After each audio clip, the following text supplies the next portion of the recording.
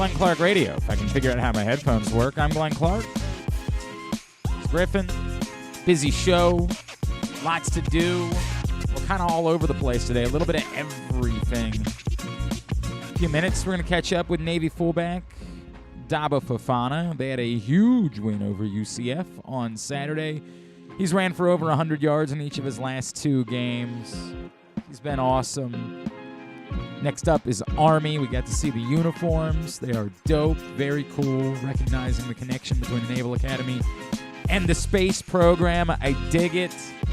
We'll talk to Daba Fofana about all of that. Also coming up this morning, it's Tuesday, so we'll have our Tuesday regulars. Patrick Stevens, of course, the Washington Post. Talk some college hoops with him. Big one tonight, Towson Coppin State. Both those teams have played really well to start the season. There's Maryland, now ranked in the top 25. We'll talk to him about all of that. Talk some Waiver-Wire Wednesday and a little fantasy football with our guy Joe Serpico. Really glad I put in for Kadarius Toney instead of Christian Watson last week. Really good decision. I guess we got to talk about DeMarcus Robinson. Maybe even talk about whatever a Trenton Irwin is. Do all that with Joe Serpico a little bit later on. And this morning we will also catch up with Dan Wilcox, our old friend, former Ravens tight end, and now, of course, with the Believe in Ravens podcast, we'll discuss a so-so uninspiring but significant victory over the Panthers on Sunday. Hey, I don't know if you guys took advantage of the little preview window that we got for sports betting yesterday. Your pal GC sorted. Netted up about $180, I think, is how the day went for me. I mean, I was active. I was having fun with it. First day.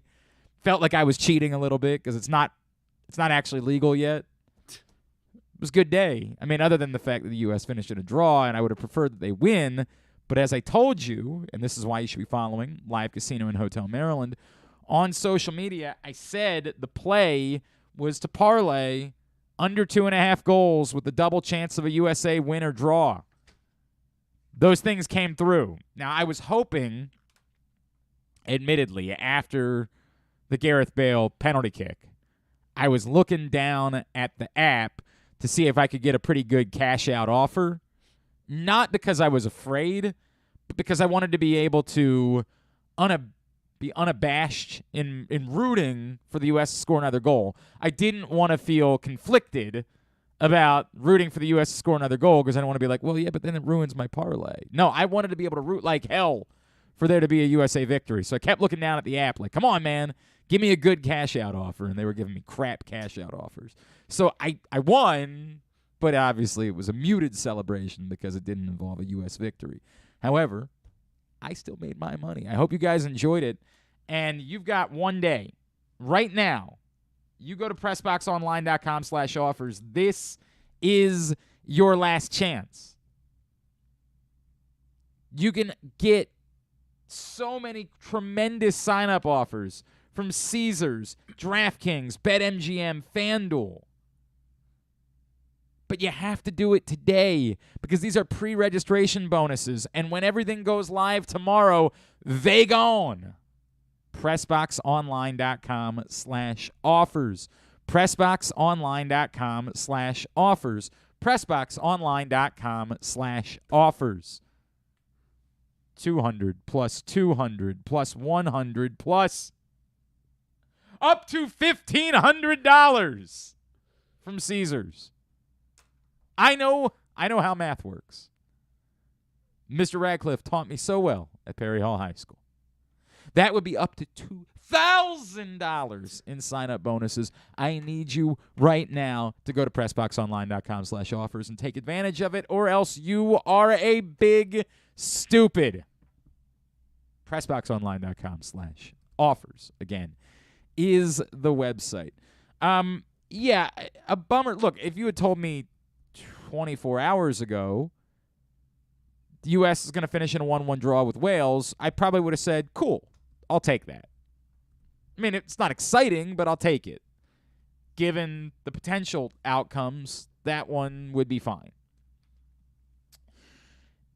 after the first 45 minutes, it's extraordinarily disappointing. For 45 minutes, the U.S. dominated Wales.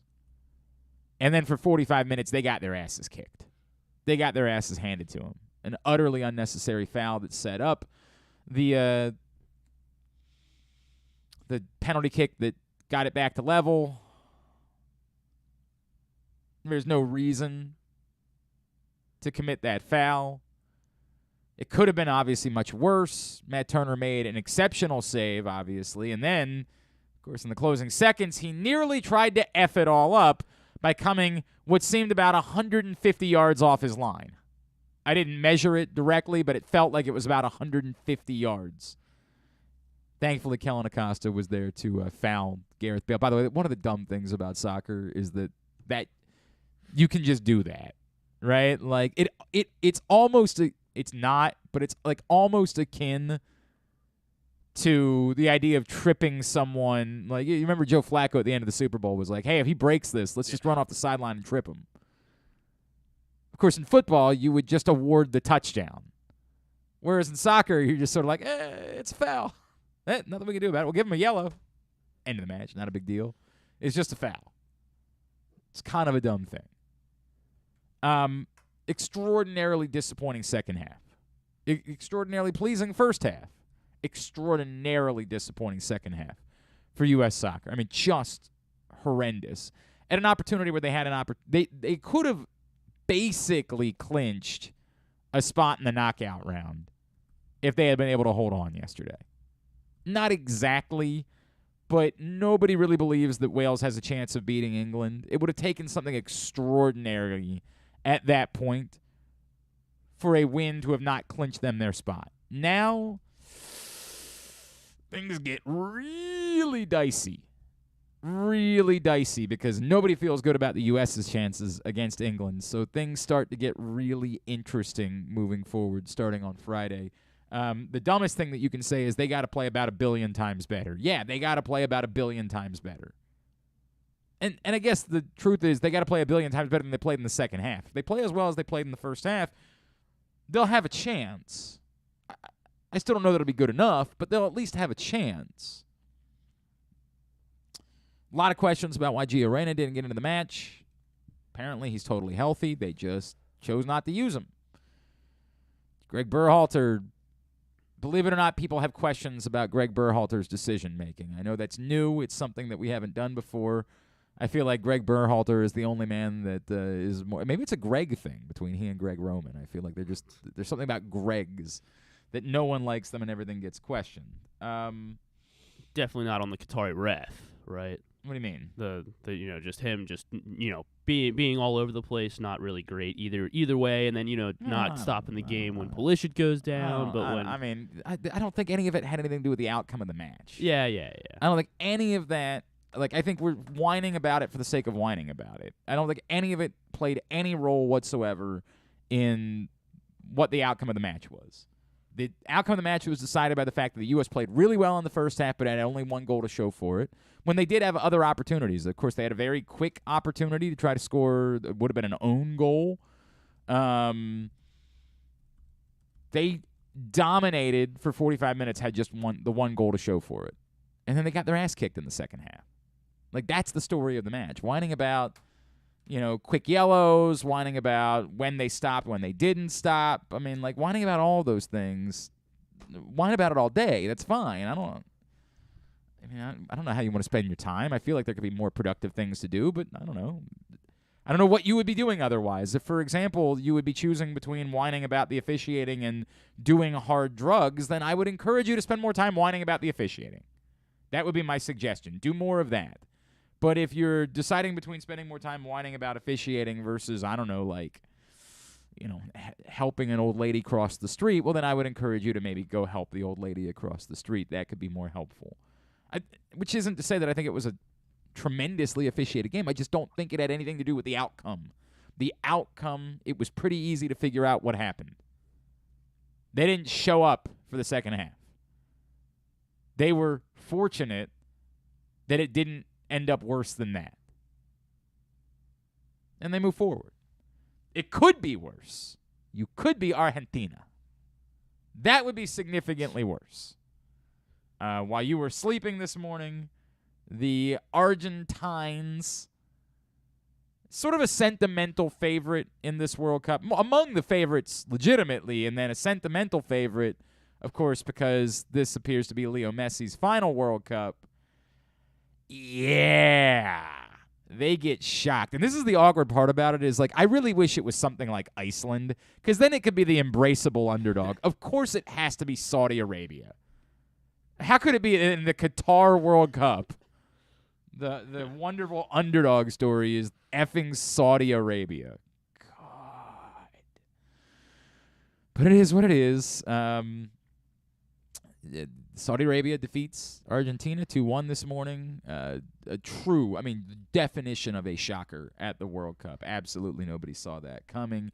Sort of shakes things up. Bad news for those that drew Argentina in our World Cup draw, and we're probably like, hell yeah. We rolling, baby. Yeah, it's a rough way for things to start. Rough way for it to start. Of course, that does not mean that they are done.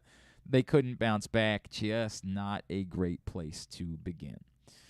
All right, so that's what's going on at the World Cup. I know Mexico plays today, coming up in a little bit. Denmark and Tunisia just finished in a draw. France plays later on this afternoon as well. We'll tell you more about that during Totally Tubular. As far as John Harbaugh's press conference was concerned yesterday, no definitive info, but it appears to be good news on both Ronnie Stanley and Kyle Hamilton. Now, we have said this before. And all I would say is that what I don't believe is if they knew for sure that either of those guys were going to miss significant time that John Harbaugh would say what he said during the press conference yesterday. I know that we always talk about how John Harbaugh lies, and I get it. It's the nature of the business, and it doesn't bother me any longer. I just don't really go to Ravens press conferences anymore because it's so difficult to parse out what actually matters from a Ravens press conference that I just sort of stopped. And I'm not mad about it. I get it. It's a high level of football. They're worried about whatever information they might be giving to the next opponent. This is not me taking shots at John Harbaugh. I have made peace with it, and I've just sort of chosen that I'm not going to put myself through it any longer. And that's cool.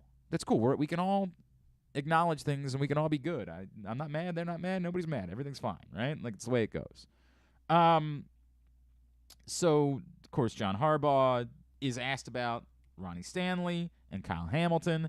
The quote, yes, Kyle and Ronnie, we don't have the final word on those things yet, but I would say it's definitely trending in the right direction based on what we know so far.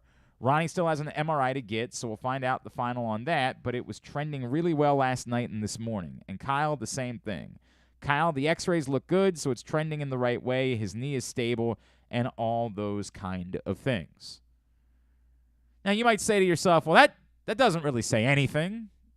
But I do believe, again, in the world where we have to parse everything that is said in these press conferences, I do think that we learned something from that. What I believe we learned is that they, right now, don't know with certainty that those guys are going to miss significant time. Now, what we don't know is with certainty that they won't either. But most of the time with these types of injuries, within 24 hours, you know. What it doesn't guarantee is that either guy will play Sunday in Jacksonville. But knowing John Harbaugh, if he knows that it's significant, he won't hide that on Monday. Doesn't mean they're playing.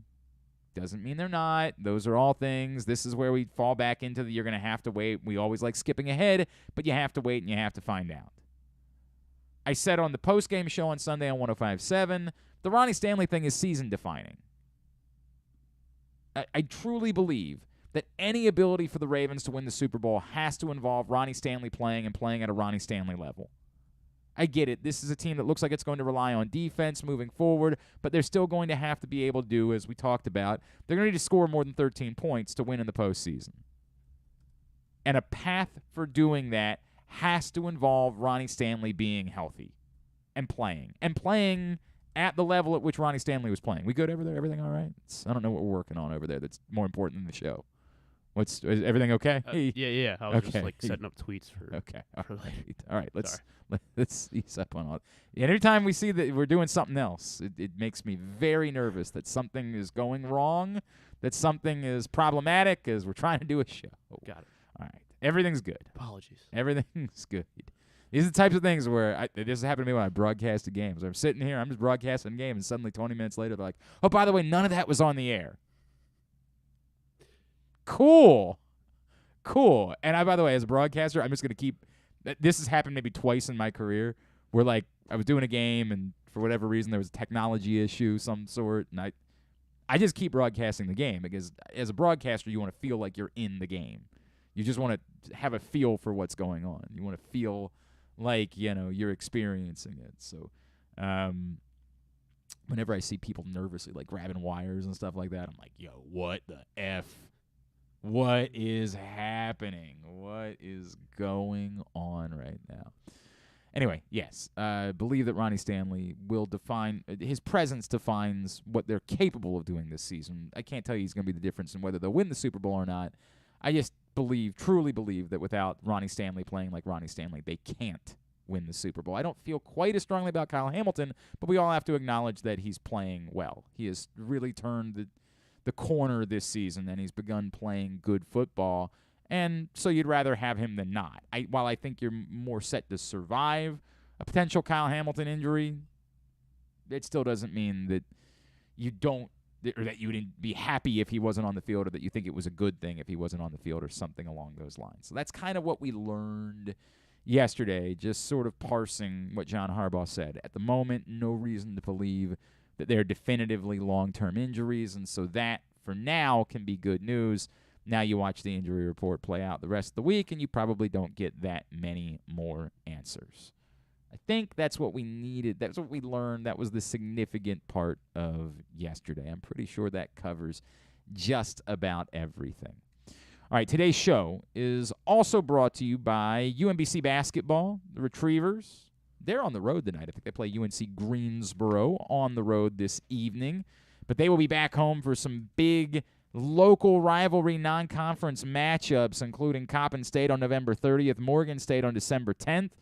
The women take on American on December 18th, and you can get your tickets to check out the Retrievers at Chesapeake Employers Insurance Arena in the Peak by going right now to umbcretrievers.com. That's umbcretrievers.com in order to get your tickets.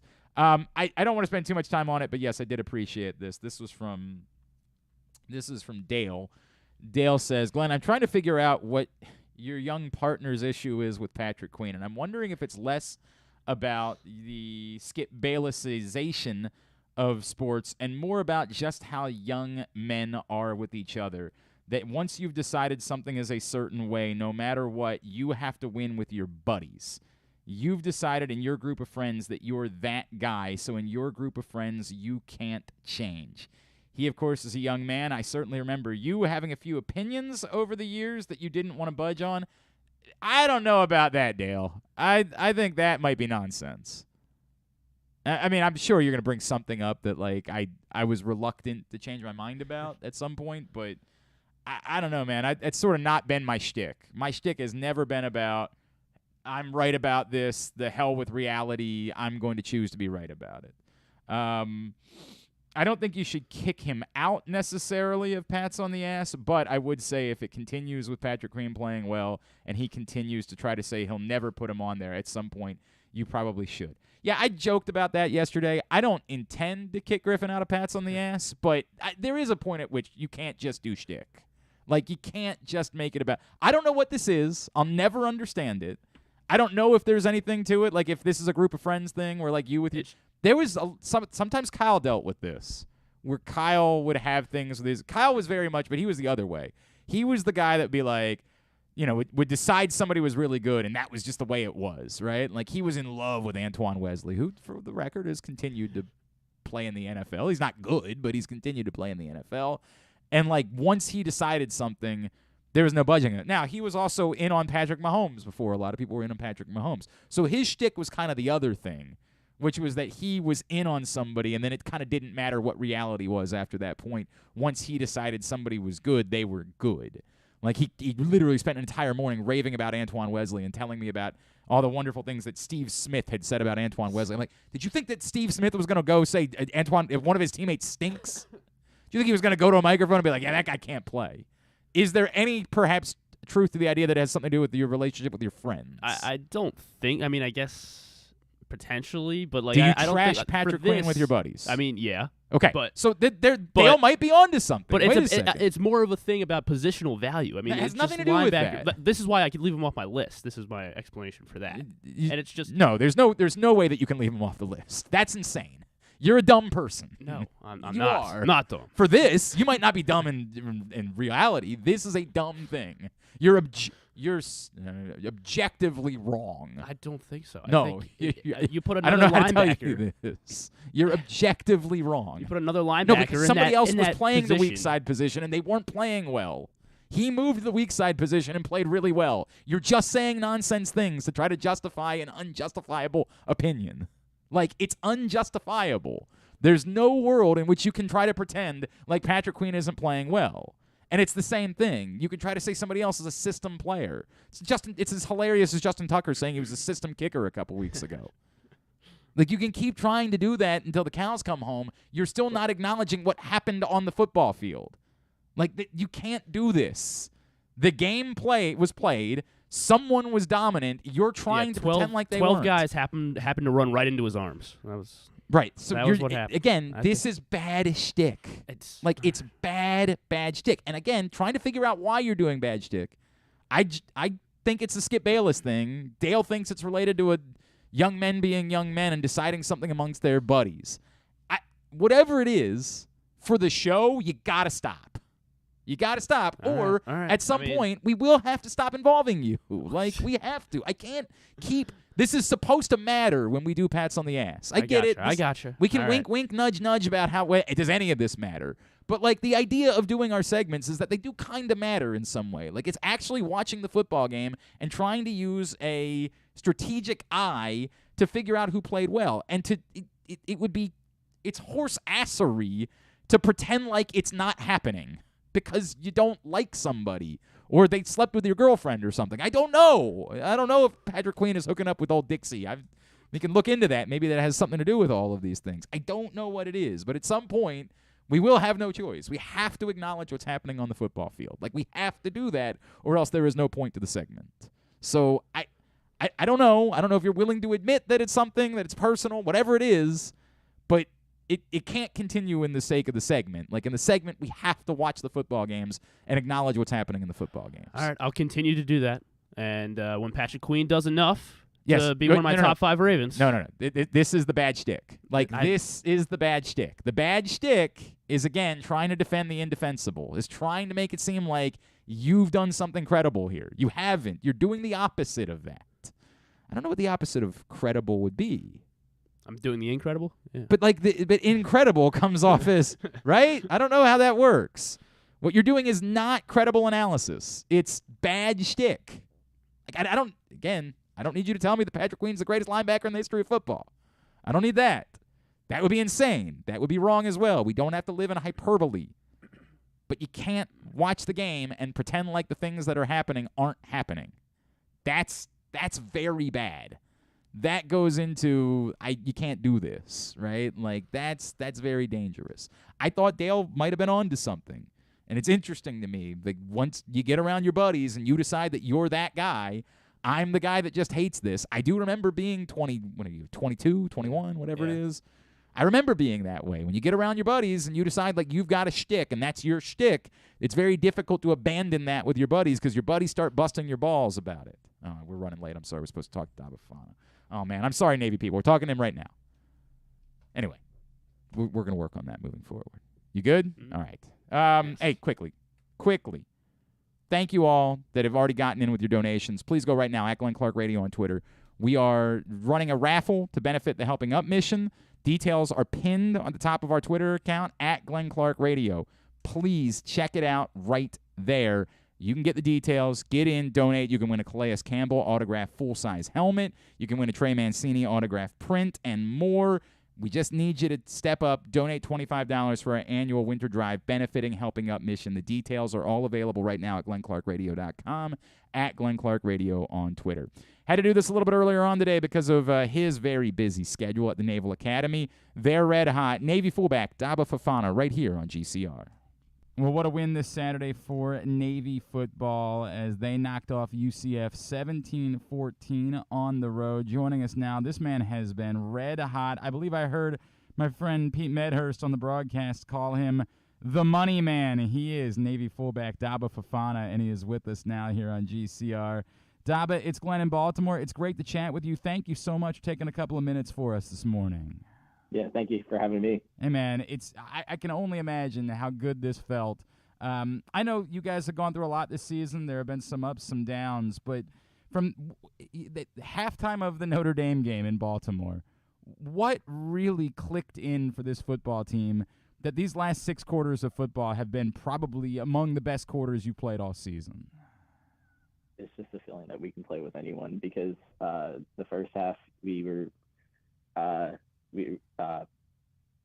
just playing, doing our thing. And then when we were coming out of halftime of the Notre Dame game, we were like, we know we can win this game as long as we, do our assignments and come off the ball hard, low, fast. And that just gave us confidence going into the UCF game, which ultimately led us to a win. What does it mean to you guys? Again, knowing you had been through it.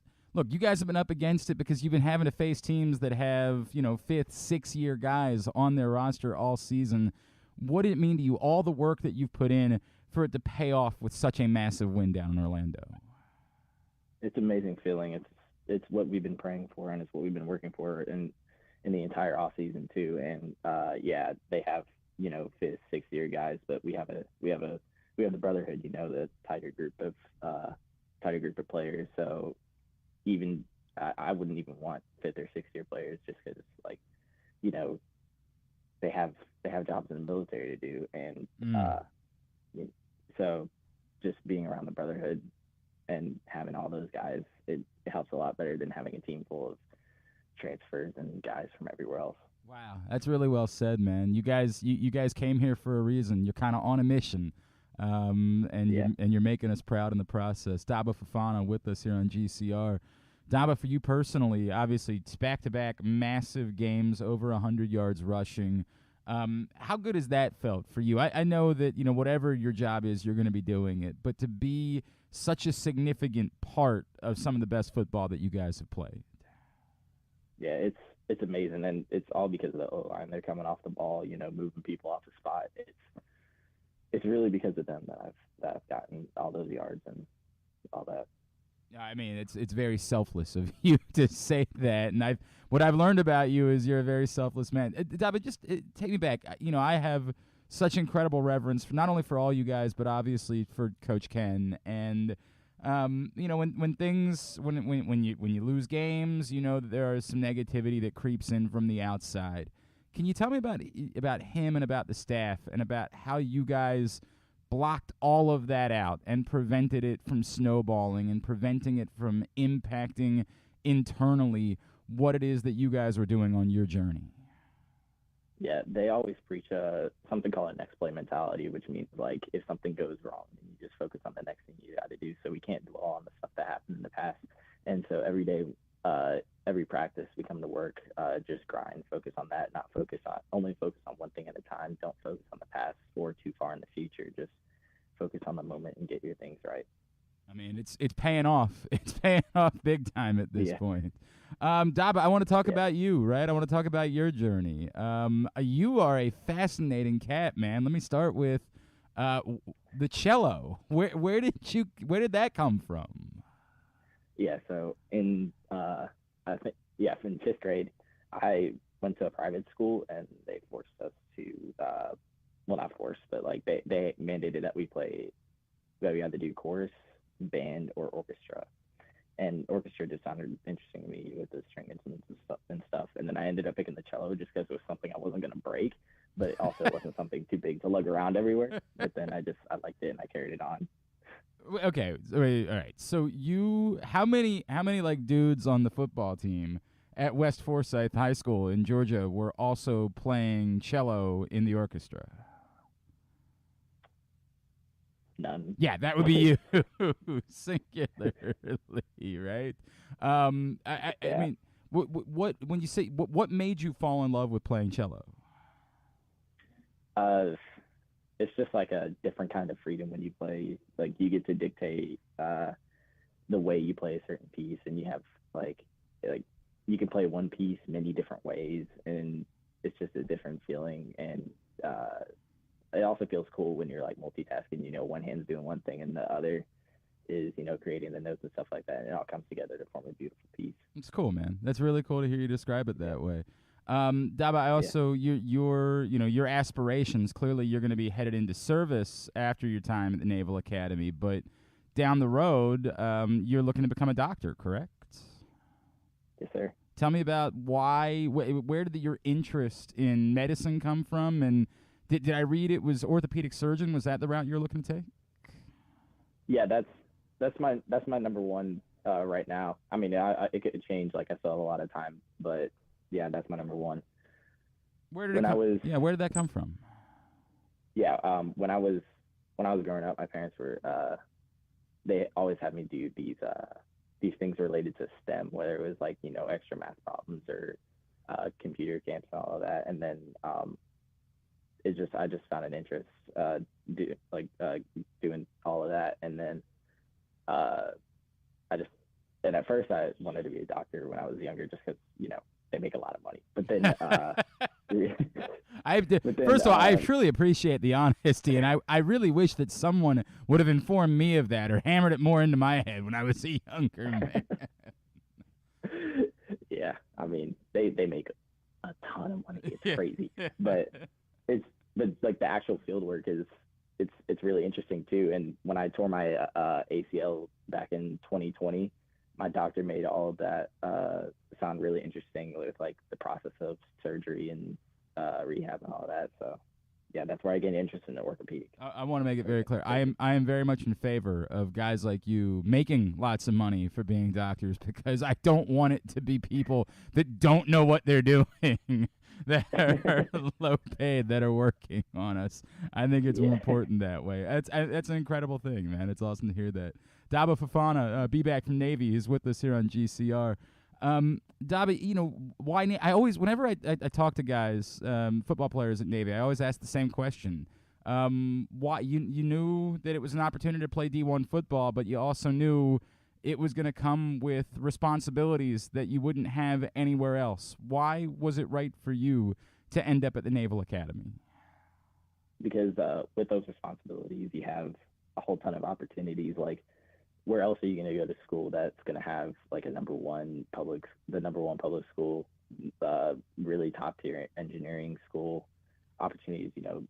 Go into the medical corps and also play at a D1 school that plays on national TV. Like it's an insane opportunity. I mean, it's working out okay for you so far, by the way. That decision seems to be paying off. Clearly, there's one more big one that's still in the distance here in a couple of weeks, as you guys will take on Army. The uniforms yesterday, the NASA feel to the uniforms for the Army game. What was your guys' reaction when you got to see them? Everyone was going crazy. Like, yeah. They were really nice uniforms, like with the helmet design and stuff too. And I personally love the cleats, like the all white with the metallic bottoms. Yo, they're dope. Awesome. Yeah, those are dope. Do you know, like, off the top of your head, are there any guys on the team that you know are for sure are interested in pursuing space and getting into the space program? Well, we have an astrophysics major, Nick Straw. Okay. He's into all of that, but I'm not entirely sure, like, after the Naval Academy, what his plans are. Okay, I got you. Obviously, the history between the Naval Academy and the number of astronauts that produced over the years, it's a pretty cool connection to be representing in the Army-Navy game. Obviously, you know what it feels like from a year ago.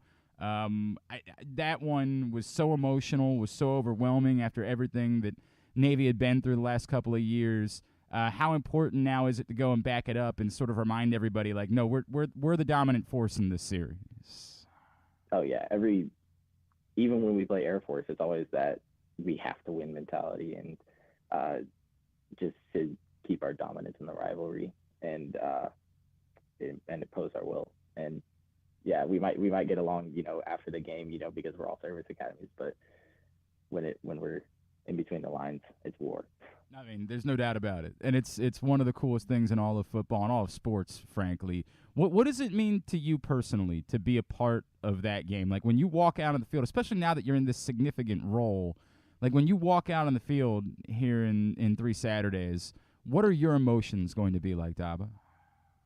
I'm just going to thank God for everything that he's put me through and for the opportunity he's given me, because if you were to ask me a couple of years ago if I'd be starting an Army-Navy game this year, I would have said, no way, you're crazy. First of all, because I didn't want to go to military academy, but then second of all, it's because I know how much work it is to start on a college football team, let alone get some playing time. But yeah, he just he's helped me get to this point, and all the glory goes to him. That's cool, man. I feel like I'd be remiss if we didn't bring up your defense before we wrap this up, and particularly that dude, John Marshall, who is freaking on one right now.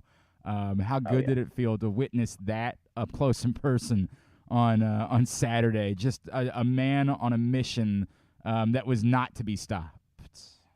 Oh, yeah. He was ultimately probably the main reason that we won that game, because in the second half, our offense, we weren't getting much going, but that him catalyzing the defense to get stops and 4 sacks, like, it's insane. No. And he goes to work every single day, and just, he grinds, and he's a captain for a reason. So yeah, it was awesome to see.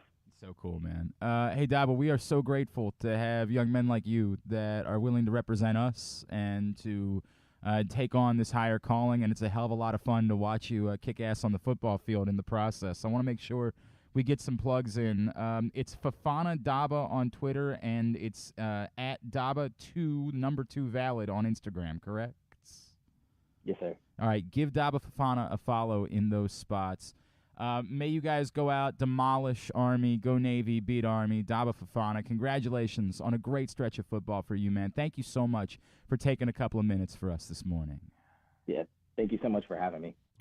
He's awesome. He's great. Thank you to Daba Fofana. I appreciate him doing that. Again, not this week, not the following week, but 3 Saturdays from now, Army, Navy, as the Mids will try to wrap up the season with a 5th win. I saw a little bit yesterday about, maybe some 5-win teams are going to end up getting into bowl games this year. I don't think Navy's going to get that opportunity because they're going to try to announce those bowl games before the Army-Navy game, so they won't know whether or not Navy has picked up that 5th win. So I don't think that's going to be an option for them. But, that Army game, more important to them than a bowl game for sure.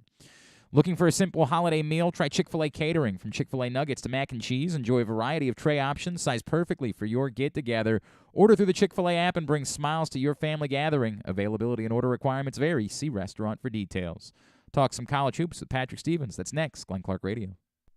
Experience the best in Kamado Grilling, a complete outdoor cooking appliance. The Ginsu Kamado Grill allows anyone to sear, grill, bake, and smoke all types of food. Designed for efficiency and function, the Ginsu Kamado Grill upholds the enduring legacy of the iconic Ginsu brand. The Ginsu Kamado Grill is perfect to cook all year round, is great for parties, and ideal for tailgating with your friends. Reserve your Ginsu Kamado Grill today at ginsugrills.com and get $100 off on your pre-order when you use the promo code TAILGATE. That's ginsugrills.com. Reserve yours today.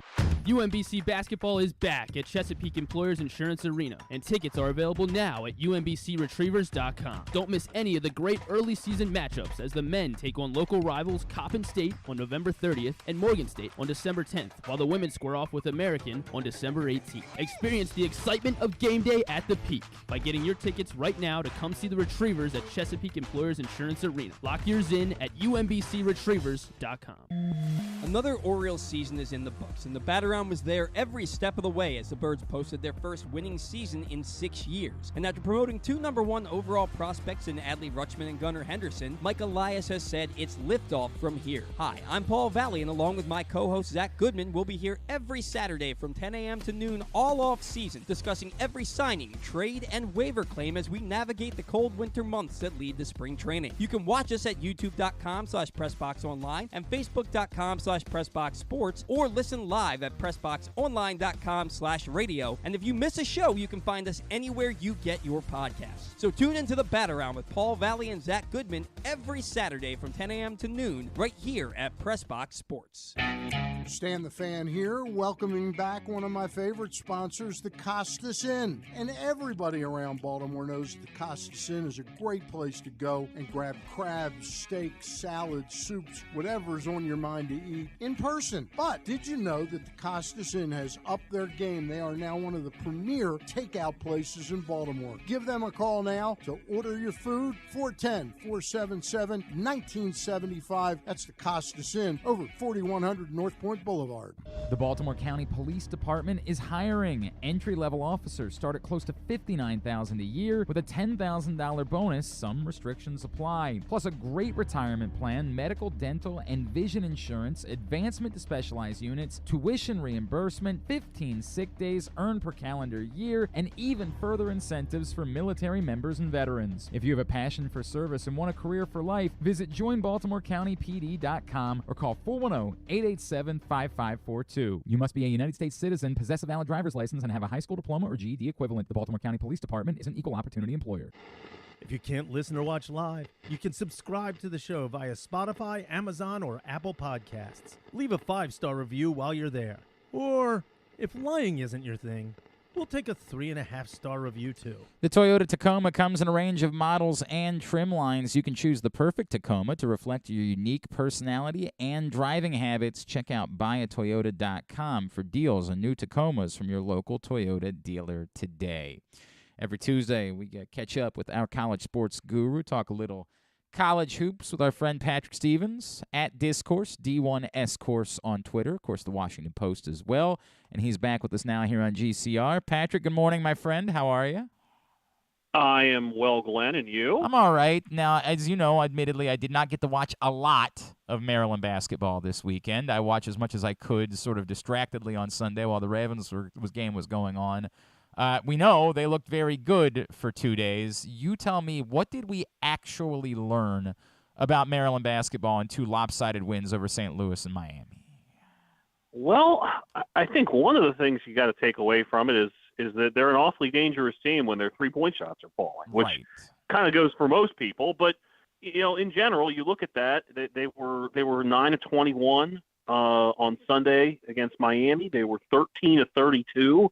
Against St. Louis. And so, you know, if we were sizing up what Maryland was going to be, the questions were, how are they going to hold up inside? And some of that gets offset by the fact that if they're making 3-pointers, they can afford to give up some buckets on the interior. Now, you know, against those two teams, you know, they obviously did not get hurt all that much in the paint by St. Louis at all. They did a great job on Okoro, the big guy, who had 6 points and 6 boards, and Gibson Jimerson didn't hit anything from outside. So they did a pretty good job overall in that one, I think, at both ends of the floor. And against a team like Miami, they don't have a ton of size. They have some in Norchad Omier, but not a ton, and didn't really get hurt as much there either. I mean, they had a 40-32 advantage in the paint against the Hurricanes. So I still think there are some moments coming down the road, and maybe we don't see them until that Illinois game at the start of December. But I do think there are moments coming where some of their limitations will be exposed. But it's hard to argue with what you've seen through 5 games. At the same time, it's 5 games. Yes. And so, you know, I would not go overboard and suddenly say that this is a team that's going to make a run to an Elite 8 based on those 5 games. I think there's still reasonable questions about depth. There's still reasonable questions about how good they're going to be on the interior. But it's hard to argue that they did not really impress, particularly against the St. Louis team that I thought, and as I shared with you before, I thought was going to be really good. And instead they just mopped the floor with the Billikens. So to your point, obviously it's irrelevant. I'm sure it's nice for the folks in College Park, but being ranked in the top 25 on November 21st does not matter whatsoever as far as the season is going to go. But I was talking to Sean Farnham yesterday, and he said, "Look, I've changed my expectations for this Maryland team. I believe they're an NCAA tournament team." Of course, he called the games up in Connecticut this weekend, and I'm sure there is some recency bias that is involved with saying something like that, but is it reasonable to alter expectations based on how they played over the stretch of one weekend, or maybe still a bit much to assume at this point the team that's played 5 games with a new head coach is ready to be an NCAA tournament team? Yeah, I mean, first of all, to be candid, I thought that they would do no better than split up there when I was sizing up the season against that set of teams. So they're already one win ahead of what I would have guessed. So if you want to sit there and say that expectations are maybe a victory or two better than anticipated, that's reasonable. Mm-hmm. I don't know if I'm willing to go any further than that. And I thought that a good season for these guys would be win 20 games, flirt with an NCAA bid, probably land an NIT, still got depth issues, still, if there's an injury, they're obviously completely up a creek, I think. If one of their top guys it gets hurt. But, does that nudge it a little bit closer to possibly being an NCAA tournament team? Yeah, probably. And I think it's important to remember, what did we talk about Kevin Willard's Seton Hall teams? Largely, a lot like the guy he replaced in College Park. Those were high floor teams. Like, not necessarily the highest ceiling teams, right? But you knew kind of what you were going to get. So I would say that I would be encouraged if I was a Maryland fan by what I saw. I would certainly not sit here and say, "Oh my gosh, they're definitely going to the NCAA tournament," based on that 5-game sample. It's certainly possible that Miami doesn't turn out to be all that great. It's possible that I have overhyped St. Louis and that they're simply the 3rd or 4th best team in the A10. So I wouldn't get too carried away. Certainly wouldn't get too carried away if they beat a bad Louisville team next week. Right. Which suddenly looks like a really bad deal for Maryland to end up having that game as their ACC Big Ten Challenge game, as opposed to somebody that will be closer to the middle of the ACC pack. Although, as you pointed out, they certainly have a very legitimate stretch after the Louisville game that they got to deal with Illinois, Wisconsin, Tennessee. Yeah, I think that's going to be a pretty good barometer. And if they're coming out of, if they're heading into Christmas, and I'm trying on the fly to think of the math here. It's another 7 games that they play before Christmas. Sounds like, right. I mean, if they're sitting, if they're sitting there at 11-1 or something along those lines, or even 10-2, I think you have reason to be pretty encouraged about what they have at that point. No question about it. Of course, the next one that they play is on Friday against Coppin State, and there's a lot of subtext there. You're going to get to see Coppin tonight, so let's sort of kind of wrap all of this into one conversation if we can. Tonight's game at Towson shapes up to be a quite a very good one as far as local non-conference games go, and that obviously leads into what should be a pretty emotional day in College Park on Friday. Yeah, you look at what Coppin did over the last week or so. They won 3 games in a row in non-conference play, which is not something that typically happens for Coppin State. Yeah. Usually it's a stacked schedule. And in fairness, they got a couple home games and they won both of them. They beat Mount St. Mary's by 5, and they kind of physically overwhelmed Navy last Monday. And again, I was really impressed with what I saw from Sam Sessoms and company. Then they went and won an overtime game at Tennessee Tech before losing to, frankly, a better Marshall team. A team that should be a little bit of a factor in the Sun Belt this season. So, Coppin has guard play. Like, they've got Nenda Tark and they've got Sam Sessoms, and they are going to be a headache for some people. Maybe not everybody they run into, but they're going to be pretty good. But overall, you kind of size them up, and, heading into Towson, I think this is one of the more exceptional local college hoops games that I've seen kind of size up, kind of line up here in a long while, just because of how good Towson has already proven itself to be, and how interesting I think Coppin's going to be. And so, regardless of what happens tonight, though, I think that when you look at the what we're looking forward to, Juan Dixon talked about it on our preview show at the end of last month just how excited he is to be heading back to College Park to lead a team into College Park. I'm sure, deep down he would love to be the head coach at Maryland at this point and not and be able to lead his alma mater. But the chance to take a team that's kind of spunky, kind of feisty, and take a shot the day after a holiday, Maryland's probably feeling pretty good about itself after this 5-0 start. I think we're in for an interesting game Friday. I agree. Down in College Park. I agree. I think it sets up to be a very intriguing day, and in a weird way, it almost presents another test for Kevin Willard, right? Which is, can you get a team that is probably starting to believe its own hype a little bit, and is, as you pointed out, going to go enjoy their holiday and get them to be sharp and be focused for a game that your opponents are going to treat like the most important basketball game they've ever played, right? Like, can you do that? Yeah, it's a great question, and I think it's the biggest question in front of Maryland right now, because when you look at most of the games that they've had and will have against teams that are essentially the bye games that they have on their schedule. They have basically 6 of them. They've won 3 already. Niagara, Western Carolina, Binghamton. Not exactly any great subplots to any of those games. They do have St. Peter's, and nobody's overlooking St. Peter's this year, regardless of how many of those guys are left. And they got UMBC after the holiday, and we'll talk about UMBC in a minute. But the Coppin game is the one that's interesting, but maybe more than any other, just because of what Coppin has, what they're playing for, what their coach wants, all this stuff. And remember, it's been a long time since Coppin played Maryland, and Coppin won that game. Yep. Back in the 1989-90 season. There's a reason yes, why. Hence the reason, right? Maryland, yeah. Maryland hasn't played Coppin in a long time. I mean, that was in many ways sort of a defining victory for Fang Mitchell. It's like, oh wait, this guy that gets all these transfers out of Jersey and Philadelphia is good enough to go beat Maryland, even if it wasn't what we think of as Maryland now. I mean, that was Gary Williams' first season too. But this is an opportunity for Coppin to go pick somebody off, and they've won a few games over the last few years under Juan Dixon. They won at Loyola Chicago. They've done some things, but winning at Maryland would be an entirely different animal, and arguably the program's biggest win since it knocked off South Carolina in that NCAA tournament back in '97.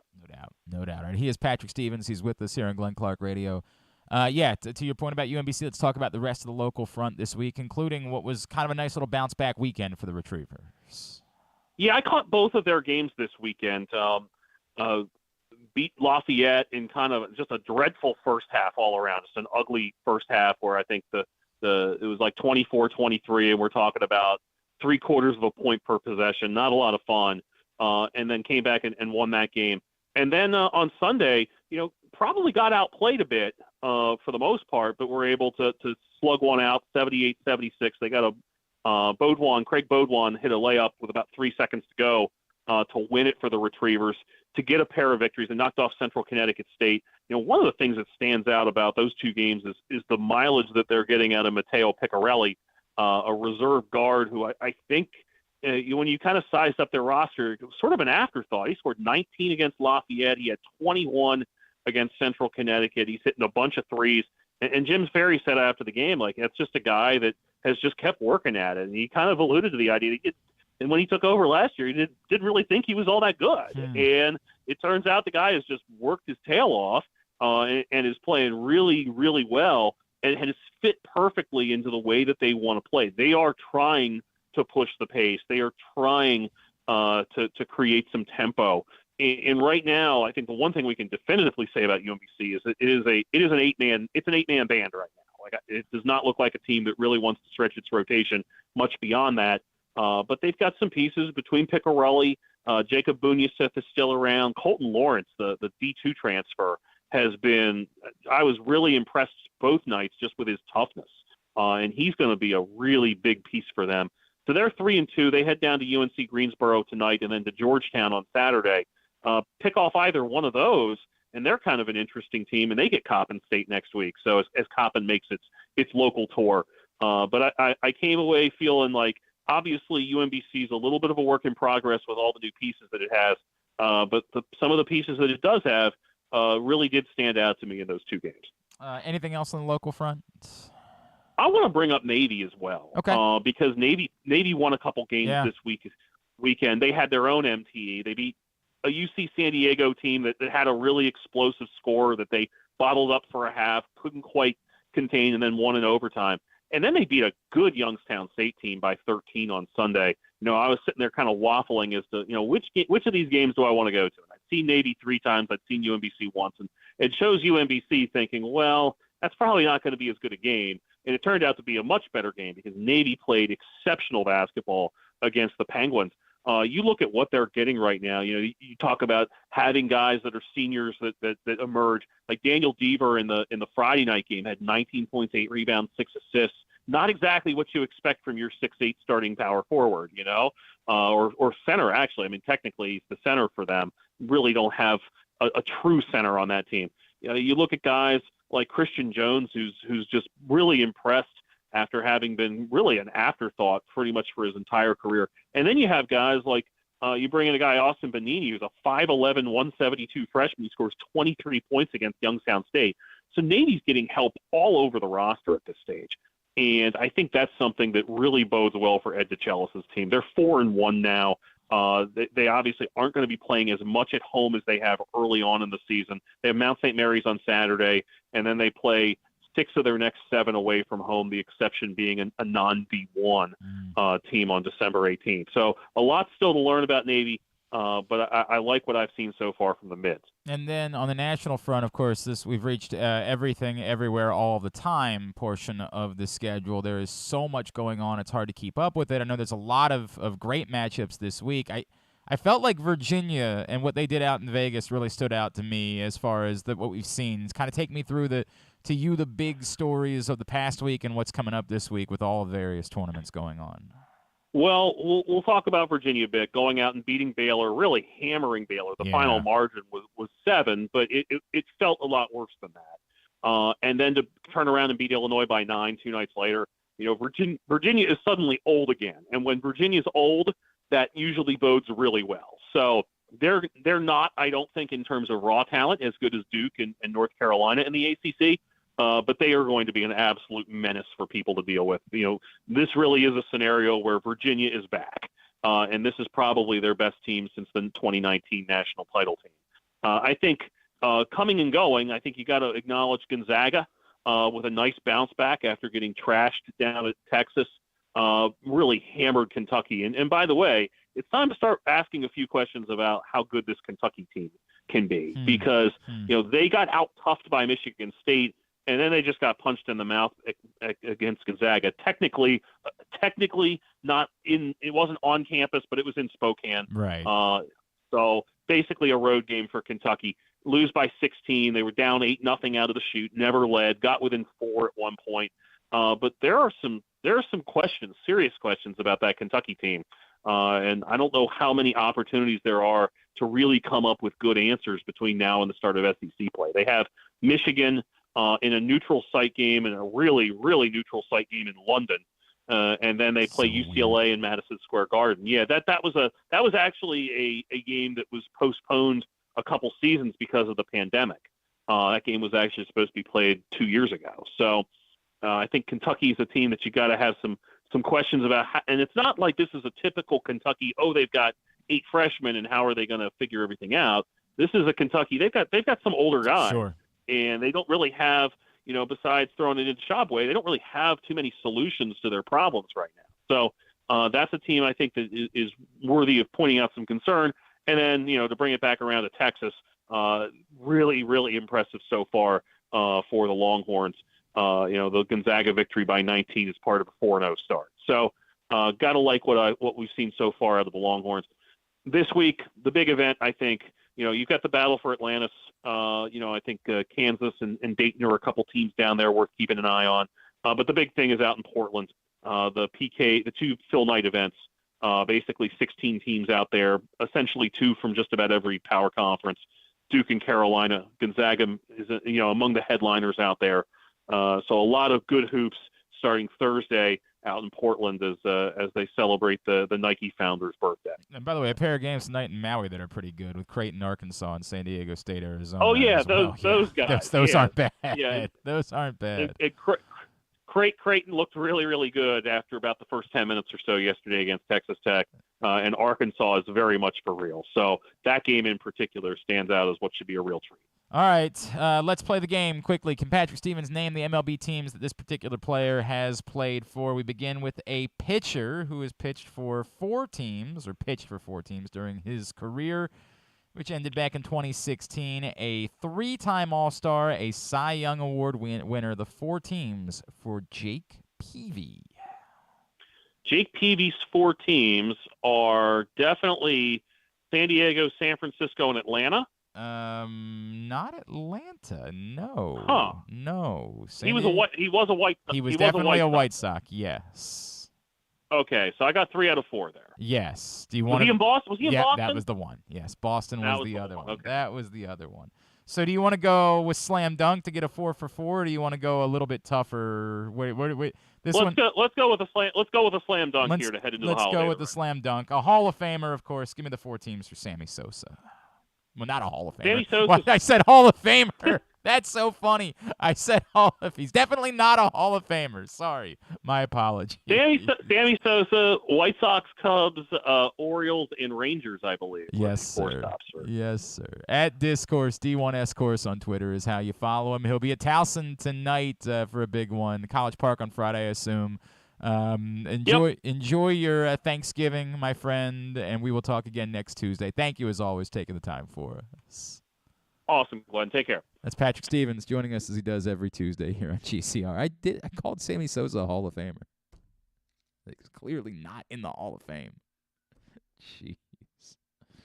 Rough. All right. Hour number 1 of today's show is in the books. It was brought to you by the all-new Ginsu Kamado Grill. Of course, the perfect ceramic tailgate or home grill for searing, baking, smoking, and grilling all kinds of food.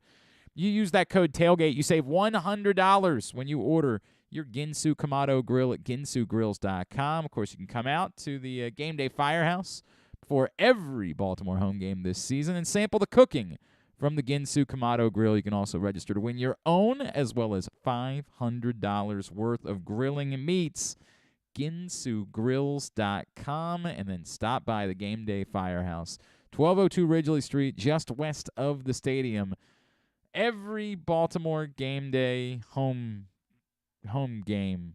I'm not sure. I guess I'm just going to say Ravens. If they get mad about that, they get mad about it. Every Ravens home game this season, stop by and see us at the Game Day Firehouse. All right. Still to come. Scheduled to chat with Daniel Wilcox, former Ravens tight end. And then, of course, we'll get you ready for Waiver-Wire Wednesday. Getting to the nitty-gritty. Might be needing to salvage your season. Might need a couple of wins to make sure you get into the postseason. So who can help you do that?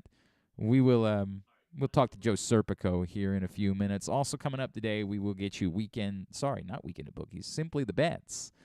Simply the Bets coming up, brought to you by the FanDuel Sportsbook at Live Casino and Hotel Maryland. So that is all on the way on a Tuesday edition of the program.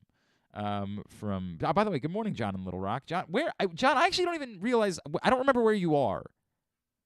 Remind me where you are in the world right now, if you don't mind. Good morning. Appreciate you. Yes, and the Razorbacks did indeed.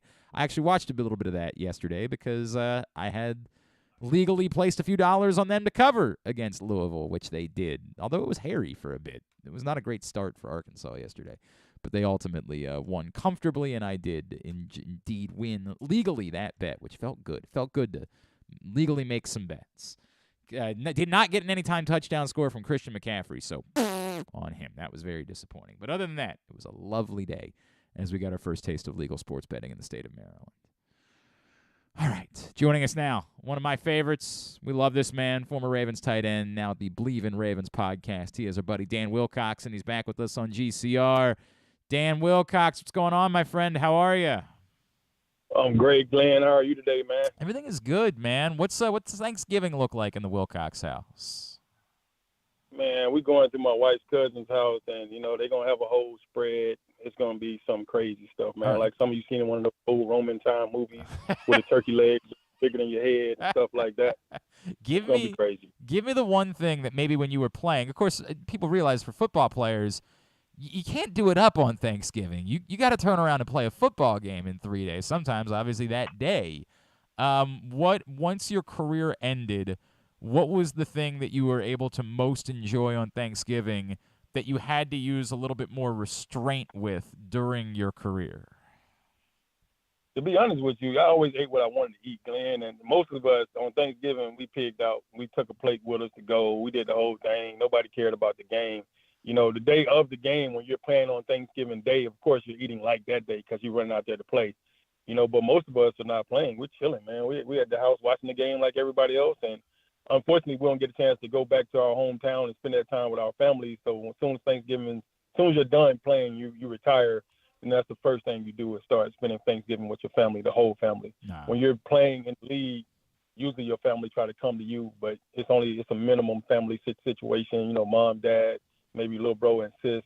You know, you don't get a chance to see the entire family, aunties and uncles and cousins and all that type of stuff, man. So as soon as you retire, you try to get home and try to spend that big, massive Thanksgiving with the family and make it as nice as you could possibly make it. You know, but we all load our plates up. We all fat guys on Thanksgiving. Not worried about it. We'll deal with it. We'll deal with the consequences later. We'll take care of it then. Dan, you know, we talked about the game yesterday, and I got the sense that, you know, if the Ravens had scored 13 points, if they were the Denver Broncos and they couldn't score all season long, I'd be concerned about that. But this is an outlier for this Ravens team, what happened on Sunday, and it came off to me very much like a team that said, we don't need to take any risks at all. We know that this defense is holding their own against a Panthers team that didn't have a ton to offer to begin with, and, you know, even the run game, which had been working, was not working. You combine that with insane wind conditions, and why go for it on fourth down? Why force anything at all down the field? Why not just be willing to play to our defense and go win a football game and move on? I'm willing to dismiss when people say I'm nervous about how the offense played. I'm a little bit more willing to be dismissive of that because I do think it was part of the strategy. What did you make of how things played out against the Panthers? I mean, you already said it all, Glenn. I think you're absolutely right, man. I think what the Ravens' game plan was going into it was like these next 3 or 4 games, you know, they're going to be hard games because they're NFL games, but they're not like, you know, it's not like we're going out to play the top teams in the NFL right now. Let's hold our cards. Let's not show them everything that we got. You know, let's just be patient, you know, and take what they give us on offense and not try to exploit the big plays or put ourselves in dangerous spots. And just not open up our offense too much because we're going to need it, you know, come playoff time. So we're going to work on those plays and continue to work on them in practice, you know, but these next 2 or 3 games, you know, let's just try to, you know, minimize our offense as best we can, make it a little bit generic so then we do get to the playoffs, people don't kind of got lulled to sleep a little bit. You know, this is probably the softest part of their schedule right now. You know, so it's like, why show too much? You know, if you win by 7, if you win by 3, as long as you win, that's all that matters. But you still want to put teams away. You know, so let's not get that part of the game twisted. You want to be able to put these teams away. You don't want them to be too close and give them hope that they can beat you by the end of the game. Dan, they have clearly prioritized time of possession, right? And they've been doing it for the most part without either of their top 2 running backs over these last 3 games. And we're thinking that Gus Edwards could be back as soon as this Sunday and J.K. Dobbins after that. But, you know, it's been pretty dominant with time of possession. It was over 38 minutes for the New Orleans and the Tampa games. It was they had about a 6-minute and 30-second advantage on Sunday against the Panthers. Is that enough? Like, can they do this? Can they dominate time of possession? The defense is clearly trending in a dominant direction with the addition of Roquan Smith. Will that be enough, not just for them, as you point out, to get through this stretch of the season, but can they translate that into beating the best teams in the AFC when we get to the postseason? Absolutely, man. It definitely will transition, you know, but time of possession is not enough. You know, it's not just time of possession. You know, I always say you got to win 2 phases of the game, Glenn. You know, whether it's offense and defense or, you know, offense and special teams or defense and special teams, you know, however it's going to be, you got to win at least 2 of those 3 phases. And if you can win those 2 phases, you know, either 2 of those phases and also win the time of possession battle and the turnover battle, man, you'll never lose. You know, I mean, you look at the statistics and, you know, they call it analytics and stuff now, but you can go through all the analytics and stuff like that and look at when a team has won, you know, time of possession, 2 phases of the game, whether it's offense, defense, or special teams, and a turnover battle. I promise you, it's probably a 100% win rate. You know, that's how you win games in this league, man. You know, controlling the football, controlling the clock, understanding what the time is in the game and those big plays, 3rd and short, 3rd and long, whether we should go for it on 4th and short. Time management and clock management is a huge part of it, and just taking care of the ball is a huge part of it. If I never give you a turnover, then you never beat me. If you never get me off the field, the only way you win time of possession if the offense stays on the field. Mm-hmm. That means I'm converting touchdowns. I'm converting short and long, 2nd and long, 3rd person longs. I'm converting to first down, so I keep the ball on offense. That means your offense doesn't get on the field. How can they score? If you don't turn the ball over, that means the defense isn't scoring either. So if you control the clock and you don't turn the ball over, it's going to be real hard for the other team to beat you, especially if you score some points. I ask, we're chatting with Dan Wilcox here on GCR. I ask that because, and I'm sure you'll understand, there are a number of Ravens fans who watch that game on Sunday, then they sit around Sunday night and they watch the Chiefs game, and they come away from it saying, how are we going to beat that, though? Like, you can do everything you want to do with holding the ball, but if you give them the ball for 13 seconds, they're going to go beat you. Like, that's what they do, and can the Ravens match up with that? And obviously, the answer is we don't know, and we'll see if we end up finding out should these teams meet in the playoffs. But I guess, do you understand the concern that some fans have about, man, can you do this and beat that? Absolutely, Glenn. I understand the concern of the fans. I understand everybody's thought process. I get it. But I'm telling you right now, yes, you can beat that. If Patrick Mahomes don't get the ball, he can't score. You don't see the offense that's so explosive and scoring all the points. And if the defense at Baltimore continue to mature and grow the way they are, then they stopping at most of that stuff anyway. Let's say Patrick Mahomes win 50-50 of his possessions, but he only get the ball, 10 minutes of the game. So he only got the ball 4 possessions the entire game, right? He scored 2 touchdowns off that 4 minutes, and the other 2 he got stopped by the defense. Our offense had the ball the rest of the time. Every time they got it, they scored. We also had 4 possessions, but scored all 4 possessions. We win 28-14. So at the end of the day, controlling the clock, not turning the ball over, and playing great defense, to me, I mean, you're winning everything. If you win the special team battle as well, then you're controlling field possession. I mean, you never get the ball backed up. You're always pinning them down in their end zone. You're always getting the ball in midfield. You're getting the ball in great positions. So I mean, the Ravens have a complete team, and I think, honestly, Glenn, I'm gonna put this out there. I think they're the best 7-3 team right now in the NFL. Okay. We lost 2 games early in the season with a new DC. Guys still kind of on IR, banged up a little bit, and guys trying to learn a new defensive scheme that didn't even play the entire preseason, and now they're trying to communicate with each other to make things happen. And it's just a bunch of miscommunications, and we give up 2 sure wins that we had. Not easy, but sure. We had the Dolphins throughout. Yep. And allowed them to come back and beat us of just miscommunications of just having a new DC and new guys and guys trying to, play with each other that hadn't played with each other, and everybody looking at each other, shaking their heads, So I really feel like the Ravens are the best 7-3 team in the NFL. They could easily right now be 8-1, easily. So let me talk about that defense, Dan, because as you point out, like, they have come together. The addition of Roquan Smith has been, I mean, somehow even better than we expected, and we expected him to be Roquan Smith, right? Like, I mean, it's amazing. Right. What this dude is doing. Patrick Queen is playing out of his mind. Marlon Humphrey is playing like Marlon Humphrey again. Justin Matabike has been really good. You were around a lot of good defenses, and between Tampa and Baltimore, a thing or two about really good defenses. And I'm not trying to pretend like this defense can be that, because we know the NFL has changed the rules, and you can't play defense like those teams played defense back in the day any longer. But do you see this becoming that type of dominant defense that it's not just the Panthers, to your point, that this can travel, this can go on the road, and it almost doesn't matter what you're up against. This unit can be the type that can play well against any team in the NFL. Well, I'm going to tell you right now, Glenn, man, I love having these conversations with you because your questions are phenomenal.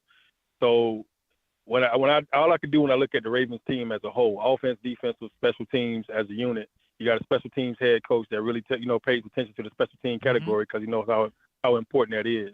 And then you got a general manager, Eric DeCosta. You still got Ozzie Newsome, the guru, there if you need a shoulder to lean on, he got him. So you got 2 masterminds doing that. And then you got 2 of probably the best player personnel guys, in George Kokanis and Joe Ortiz up in the front office. So when it always starts at the top and rolls its way down. This defense, to me, is full of speed, full of athleticism, full of explosiveness, full of big play potential, and also they're ball hawks. You got ball hawks all the way across the board from the new kids you brought in, Hamilton, both of your corners, Peters, and 44 freaking.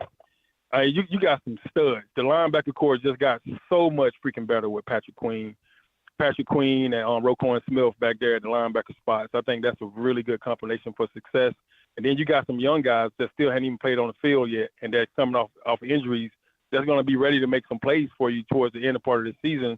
Houston is playing lights out right now. You still got Calais Campbell in the middle of the field. I think this team is the best team in the NFL. And I really honestly believe they're going to have a shot at the Super Bowl this year. I think they put all the pieces into place. You got the best quarterback in the NFL. I think Lamar Jackson is number one, if you ask me, across the board. I love his athleticism. I love his touch on the ball. He throws a great football. He feeds the tight end a lot. You got to love that. Before you know it, our running back room is already elite.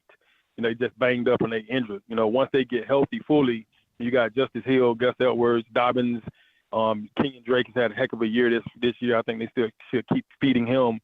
I think this is a recipe for a really, really, really, really successful football team. I think the defense is going to continue to get better. I can't even say it enough.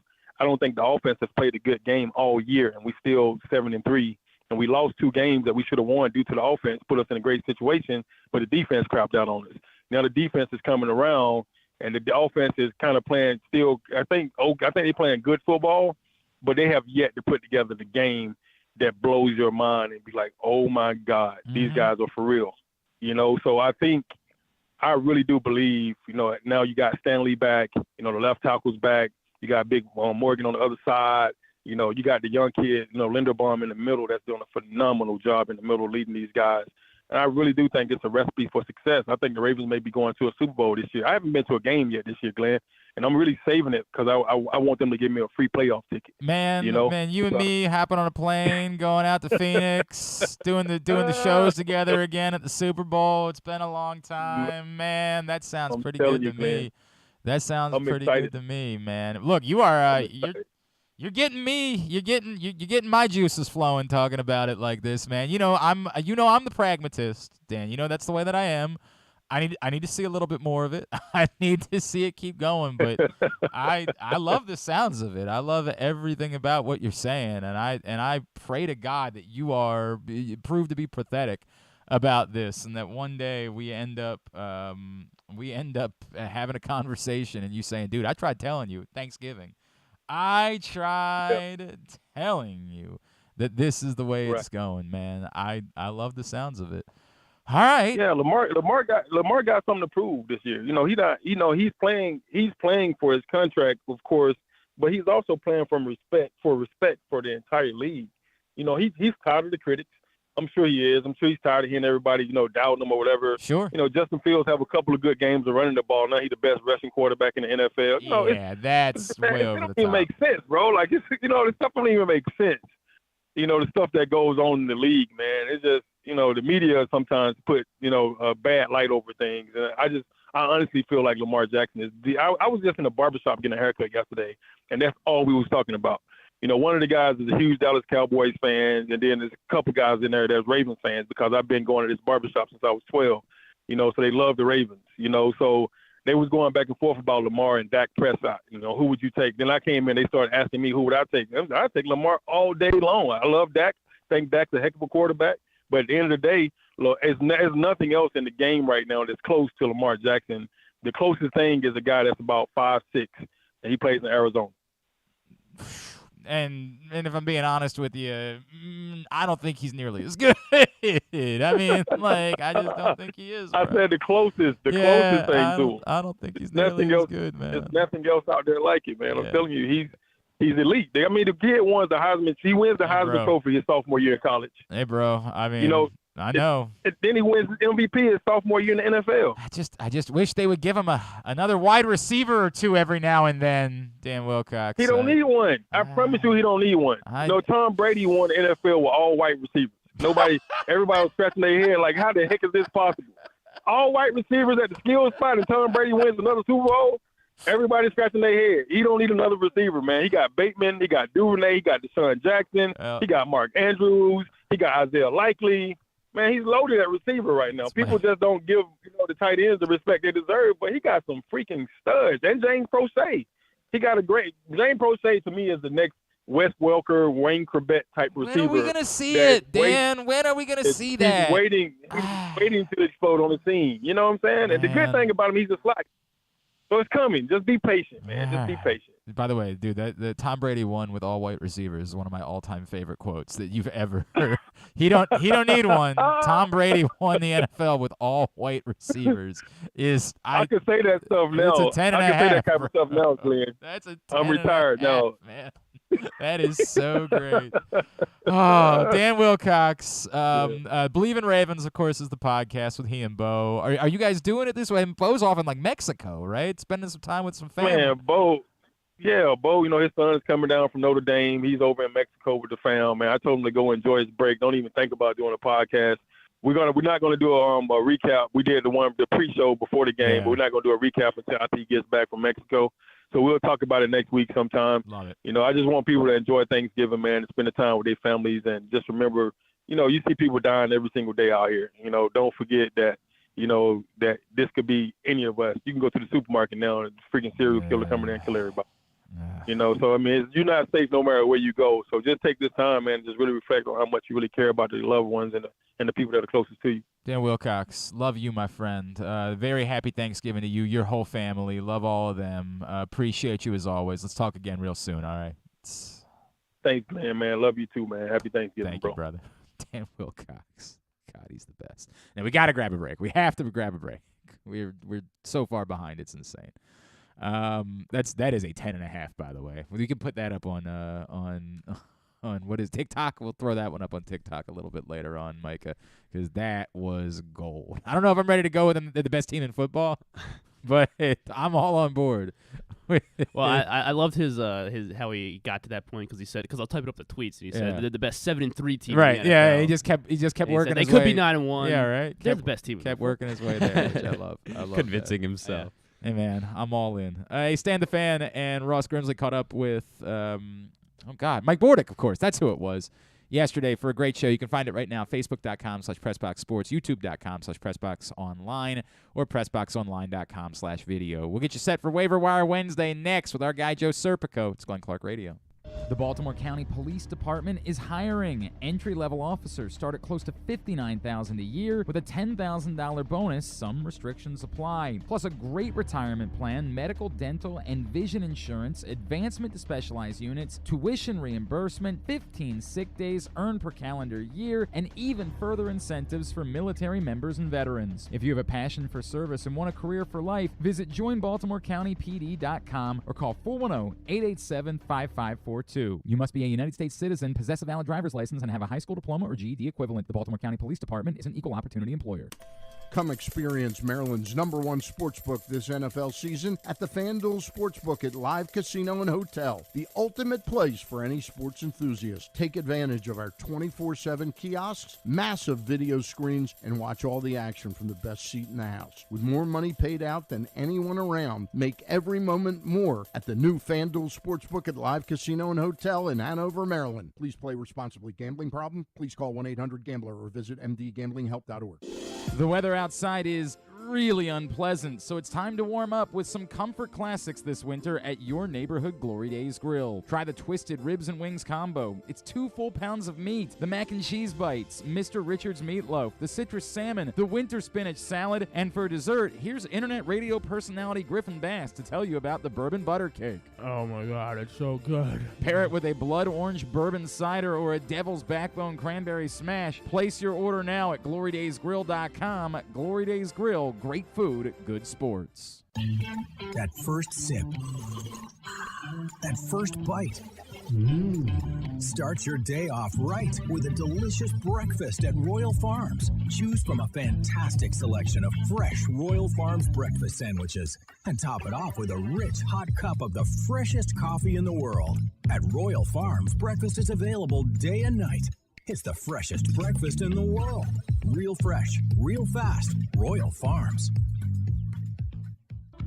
Have you been to Guilford Hall Brewery? Located in Baltimore's Station North neighborhood, Guilford Hall Brewery breaks the craft brew mold with their great handcrafted microbrews and amazing Bavarian-style food selections. Join Guilford Hall 7 days a week for Orioles, Ravens, and all of your favorite college games. Make plans now to watch the big games, play trivia, or bring your dog for Yappy Hour. They even have free valet service on Friday and Saturday nights. Go to guilfordhall.com for a complete schedule of events, beer listings, and food and drink specials. We'll see you at Guilford Hall Brewery. Whether your focus is luxury and comfort, convenience and technologically advanced connectivity, or sporty performance and aggressive styling, we've got the perfect Highlander for you. Check out buyatoyota.com for deals on new Highlanders from your local Toyota dealer today. Looking for a simple holiday meal? Try Chick-fil-A catering. From Chick-fil-A nuggets to mac and cheese, enjoy a variety of tray options sized perfectly for your get-together. Order through the Chick-fil-A app and bring smiles to your family gathering. Availability and order requirements vary. See restaurant for details. Tune in to Simply the Bets every Tuesday and Weekend at Bookies every other Thursday at 11:40 a.m.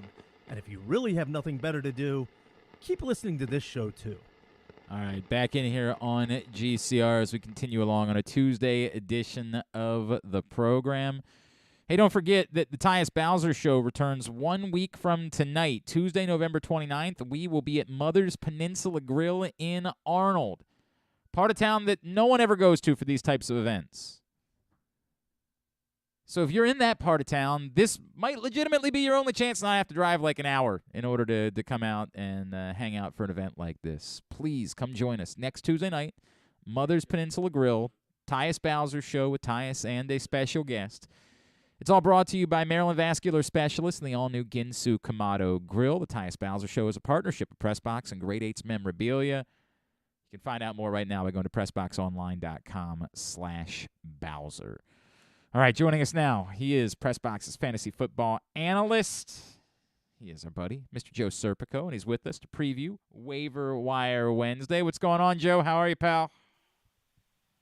I'm hanging in there. I woke up this morning with my first FanDuel loss in the state of Maryland. You know, not too happy about Argentina right now. I had a pretty good day myself yesterday. I got, again, I squeezed in as many as I could in the 8 hours we were allowed to bet. Yesterday, I squeezed in as many as I could. I came out on top by about $180. So, pretty good day. Now, admittedly, I'm not going to be able to bet like that most days because I really was doing the bit during the soccer match where I was just like looking for a college basketball game that was going on right then. I'm like, Tennessee State, Cal State, Northridge. Hell yeah, I'm going to bet on that. It was a pretty reckless like my day. degenerate friend. Oh, man, it was a great day to be able to do it. I won't be like that every day, but it was a good day for me. With a reminder, everybody should go to PressBoxOnline.com/offers. PressBoxOnline.com/offers. If you wait any longer, you're going to miss out because these are all pre-registration bonuses, and tomorrow everything goes live. So this is your last chance. There's up to $2,000 worth of pre-registration bonuses that you can claim right now at PressBoxOnline.com/offers. I'm also, speaking of regretful decisions, Joe, really glad that I went all in on Kadarius Toney last week instead of going all in on Christian Watson. That paid off for me big time. Oh, I feel bad for you there. Yeah. I think pretty sure when we talked last week, I would say, hey, wait one more week to see what would happen with Watson. And sure enough, Watson had another 2-touchdown game. I was, I believe I said last week, I was a little hesitant on Toney as well. I didn't think he'd put up a major dud like he did. But especially, with all the injuries with Juju and Mecole being out, you would have thought that Toney would have done at least something for you. But anything at all. Exactly, anything at all. That was definitely a buzzkill. And obviously Watson is somebody this week. I said last week to pick him up. If he's still somehow available, you absolutely got to add him to your team just because it looks like right now he is Aaron Rodgers' preferred target. Now, I don't know how much that's going to be going against the Eagles this week. They got that ridiculous secondary, but he's somebody you probably want to have on your team as we get down on the home stretch of the fantasy regular season. It's so weird to say that we're almost done already. Yeah, it might be too late for your pal. Might be a little too late at this point. Let's talk about A guy that I did pick up, or actually I was holding him on my IR, and I activated him. I played him last week, and it looked pretty good. I think there's reasons for excitement, and I feel like Traylon Burks, if he's available, should definitely be somebody that people should be grabbing. Yeah, the Titans used a high-round pick on him, thinking that he would be the guy that would take over the spot vacated by A.J. Brown. Obviously, injuries kind of derailed that for most of the first half of the season, but it looks like he kind of just instantly returned to the lineup and became a huge factor. And, as long as teams are going to be stacking the box against Derrick Henry, which is, if you're going against the Titans, that is your number one problem there. That just opens up one-on-ones for Burks, and we kind of saw this past weekend that he has the ability to not only use his big body, but he's also got a little bit downfield speed to get open. So, yeah, that's another guy absolutely you want to add to your roster. Both of those rookie receivers are kind of coming in their own now. We haven't seen many of the other rookies this season. I think a little bit earlier this year we thought Drake London might be that guy. Garrett Wilson's had some flashes here and there. I mean, Chris Olave's looked like that dude, yeah. I did have a brain fart there about Olave. Yes, you're right about that. Yeah. But yes, the rest of the guys kind of, they took them the first round or two, kind of, haven't really lived up to the hype. But those last two names that we were just talking about, Watson and Burks, definitely need to be rostered at this point of the season. With that in mind, one that returns to practice this week, are you grabbing Jamison Williams? He was somebody that I was kind of hoping to stash the early part of the season. Then, because of roster flexibility, I couldn't really do so much. But it's hard to, kind of rely on a guy who's coming off pretty major injury as well. But yeah, if you have an open roster spot, I won't say I would use a waiver claim on him. Okay. Maybe somebody I'm going to pick up on somebody I'll pick up on Thursday. Kind of like I said a couple weeks ago about Watson. Kind of wait and see how the Lions go to use him. I would be surprised if he comes back to play, just because they are playing on Thanksgiving. Right. Kind of a quick turnaround. But let's say the next couple weeks, because let's face it, the Lions, other than Amon-Ra St. Brown, who's been an awesome fantasy player if you've had him on your team this season. But just because of the way the Lions have kind of past few weeks, Goff hasn't looked like the guy that we saw, let's say, the first 5-6 weeks of the season, I'd be a little bit hesitant to use a significant fab on him. But at the same time, this is the time of year. There isn't really a whole lot of guys you can use fab on. Mostly we're scrapping at the end of the barrel at this point in the season. Yeah, if you have not guaranteed a playoff spot yet, you might as well start spending your fab, because otherwise you're going to be holding on to it to try to compete for 7th place or something like that. Not really worth 100% it. 100% right. Joe Serpico from PressBox with us here on GCR. Joe, on your Waiver-Wire Wednesday list at PressBoxOnline.com, I get it. I see Samaje Perine at the top. It's an awkward spot for me because I don't know how much we know yet about Joe Mixon. How hard are you really going on the waiver wire and with fab for Samaje Perine, knowing that if Joe Mixon, they don't play on Thursday, if he's able to come back and play next week, I assume you probably wouldn't be playing Samaje Perine at that point. No, you're absolutely right about that. Obviously, if Mixon's in the lineup, he's somebody you can't necessarily rely on. But like we've talked about the past couple of weeks, this is that time of the year where you want to try to grab as many of your handcuffs as possible as well, especially if you own Joe Mixon. God forbid you end up in this weekend without a running back just because you didn't, do your due diligence to pick up the handcuffs there. So he's somebody, and he scored 2 of those 3 touchdowns this past weekend while Mixon was still in the lineup, and then obviously got featured a lot more after the fact. Now, even with the case with Perine, they're still going to mix in their other running back, Chris Evans. They say he's more of the pass-catching running back, but we saw this past weekend that it was Perine catching the 3 touchdown passes. But if Mixon's not in your lineup, you kind of just don't want to sell yourself short and not have an option there. And again, like I've kind of alluded to in previous weeks, this is that time of the year, whether it's Perine or Alexander Madison or some of these other guys that are your high round picks that you don't want to basically just kind of be left without anything when you get to let's say the fantasy playoffs. Knock on wood, we're all hopefully there, and you're basically kind of like, oh crap, I've got nobody to go with in these most important weeks of the year. Yeah, that is important. You make a very good point. A couple other guys that go down. We're just talking about rookie receivers. Wan'Dale Robinson actually was one that was fairly effective. Was certainly effective on Sunday until it all came to a halt. You think that Darius Slayton's the guy to have, correct? Yeah, absolutely. I mean, those two have been the only two that you can kind of rely on in the Giants passing game this season. We've seen some flashes where Richie James kind of, spurts here and there. Looks like he could be somebody, but he's not somebody you can rely on fantasy. Kenny Galladay arguably might have been the worst signing in Giants history in the past, let's say 10 years or so. They haven't got anything on the return of value that they're giving him. I think the Ravens dodged a bullet with him. I know a lot of fans wanted him a couple of years ago. But back to Slayton, yeah, he's somebody that, he was always kind of involved. He's another guy that's kind of battled injuries throughout his career, but he's kind of the last man standing right now with the Giants. Somebody who's getting a ton of targets because, again, there's really not a whole lot of options there. So, yeah, if you're really in a pinch, we talked about it just 2 seconds ago. If you really need a receiver play, especially at this time of the year where the flex plays are few and far between, Slayton's a guy that looks like he's going to get a ton of looks. It still runs through Saquon Barkley, don't get me wrong, but it looks like if they're going to get any action in the passing game, that Slayton's the guy you want there. Of course, tight end has been a hellscape this season, unless you have Travis Kelce or Mark Andrews, or I guess last night George Kittle, but even that one's been up and down this season. Kyle Pitts wasn't necessarily killing it, but was certainly among the more reliable at the group of players that aren't reliable whatsoever. Where might you possibly find help if you're a Kyle Pitts owner? Yeah, that's a tough blow. The kid's got talent. He just hasn't, like you said, he just hasn't gotten the ball the way that we thought he was going to get the ball, especially coming off the 1,000-yard season last year. The two names that I have listed this week, one being Juwan James. He's got 5 touchdowns in 5 past games. I believe he's tight end number 2 since week 6 or 7, which honestly kind of blows my mind, considering that the Saints really, there haven't been the Saints of the past, let's just say. So, yeah, Juwan James is somebody who's getting a lot of looks lately. Now, he is super touchdown dependent, but, we're reached that time of the year where, that's what we're trying to look for. Anybody who's getting red zone targets at the tight end position just because of the injury. You mentioned Pitts, and there's Goddard, Zach Ertz, everybody who was probably taken, let's say, in the first 8 picks is slowly but surely going down. And then, like you mentioned, even Kittle, I'm not necessarily too high on him. He's actually on my list of guys to sell. Another one that I listed this week is somebody who was probably drafted not so high this year, but let's say in years past, and that's the Commanders tight end, Logan Thomas.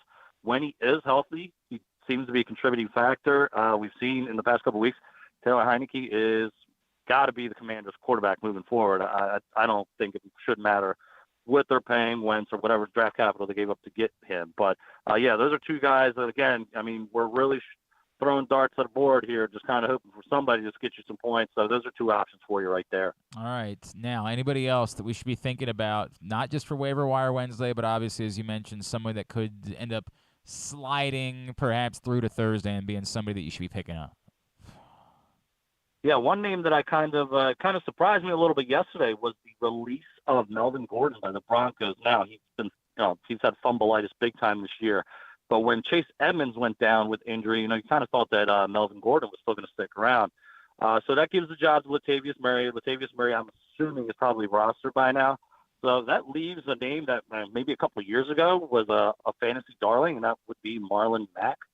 He's now next in line for them there. So, like I said before, if you're looking for a handcuff that might be something that helps you out come the fantasy playoff time, that's a guy right there, Marlon Mack, the old Indianapolis Colts guy that's kind of bounced around and been forgotten about. It's interesting. The other name that we didn't bring it up at all, should somebody be stashing DeMarcus Robinson at this point? Ooh, that's another one. That's kind of tough to rely on. I know he's had a couple of decent weeks, but this Ravens passing offense is a little tough to rely on outside of, we talked about Mark Andrews. He's the one constant that's in the offense. We've kind of hoped all season it would be, you can just go down the line. We thought it would be Bateman first, then we thought it would be maybe Likely, then we thought maybe for a couple of games it would be Prochet, then we thought it would be Deshaun Jackson. So it's kind of hard to rely on anybody outside of Mark Andrews when it comes to the Ravens passing offense.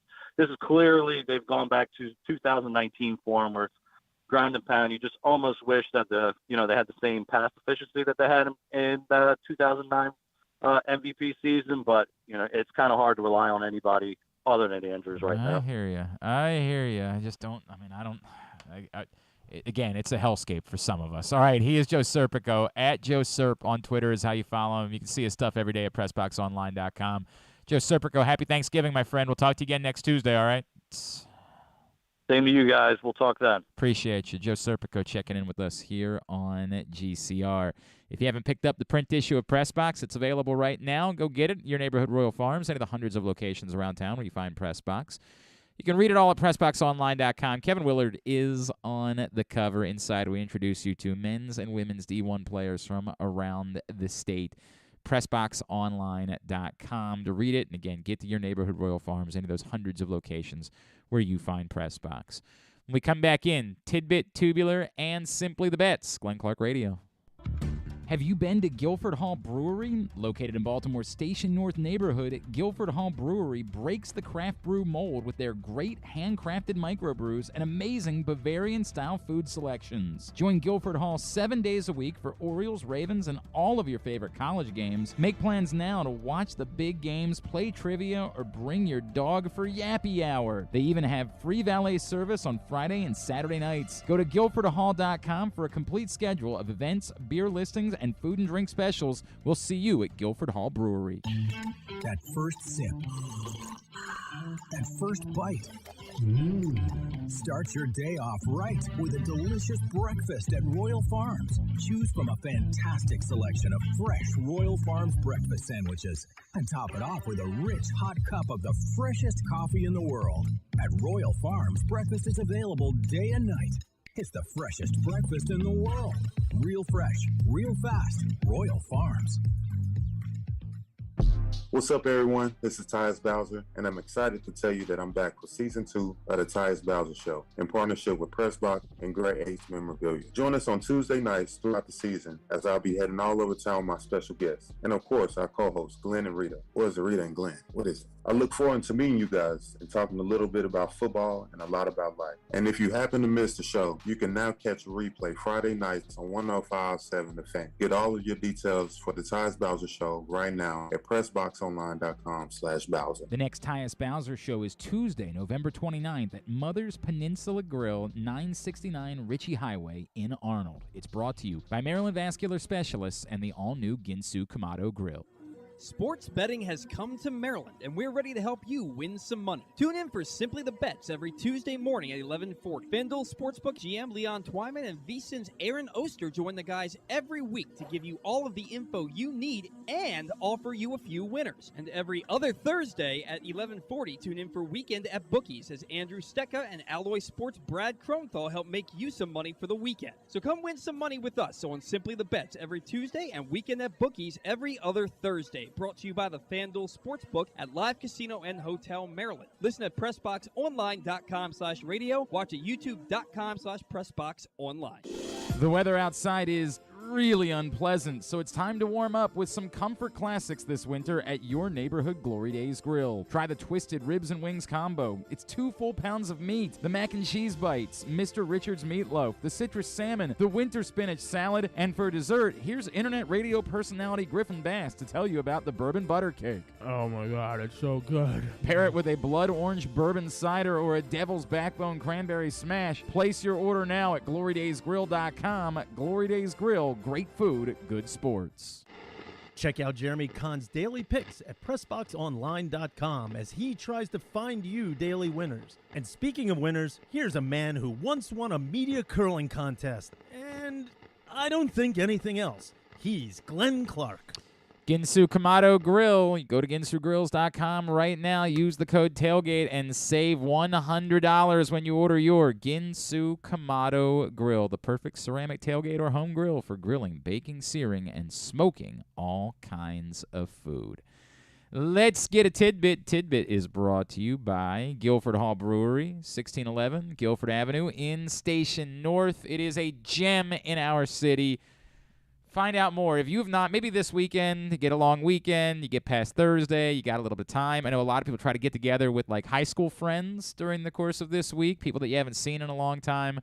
I'd encourage you to maybe elevate that night out instead of going to like a neighborhood dive bar. No offense. Everybody enjoys a nice neighborhood dive bar. Maybe you step up your game, you hang out at Guilford Hall Brewery, guilfordhall.com. What you got? All right, so Devontae Adams caught a couple touchdowns over the weekend, and that brought his total up to 10 on the season, which is his sixth season of having 10 or more receiving touchdowns, which puts him in some very elite company. Can you name the 5 other receivers that have done that?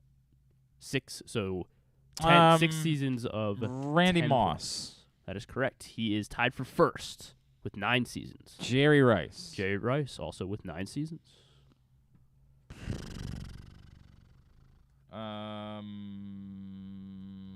Terrell Owens. Terrell Owens, yes, with 8, tied for third.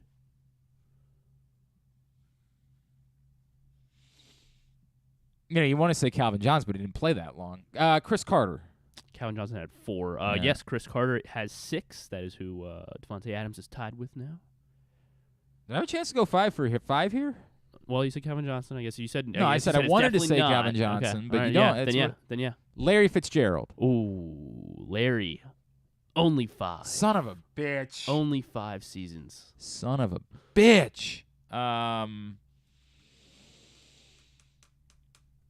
Marvin Harrison. There you go. Marvin Harrison had 8 seasons. Not bad. Jerry, Not Randy, Marvin Harrison, Terrell Owens, Chris Carter, and Devontae Adams. So we played trivia with John Proctor last evening at a location that doesn't spend any money with us, so I won't be saying anything about them.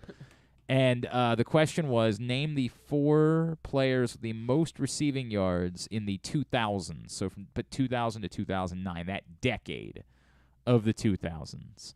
And admittedly, we only went 3 for 4. Do you want to venture any guesses? Most receiving yards during that decade.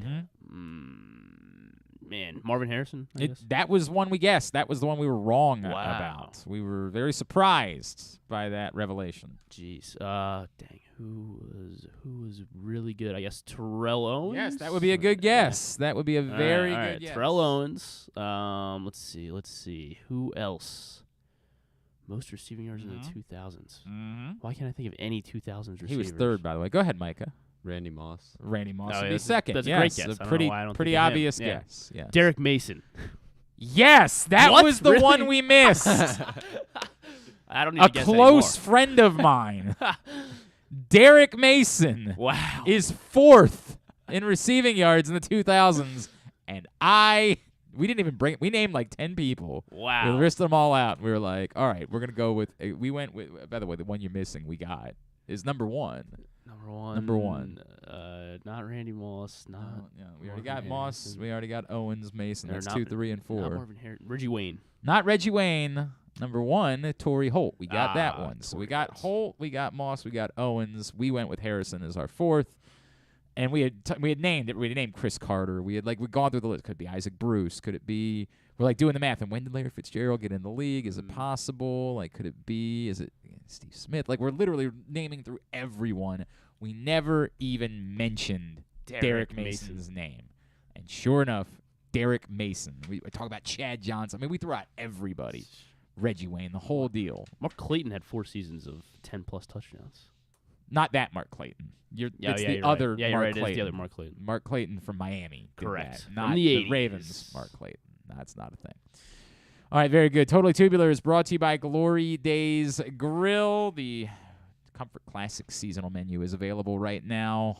The bourbon butter cake. Griffin, how do you feel about the bourbon butter cake? Oh, my God. It's so good. The twisted ribs and wings combo. Nirvana had Smells Like Teen Spirit. Griffin has, oh, my God, it's so good.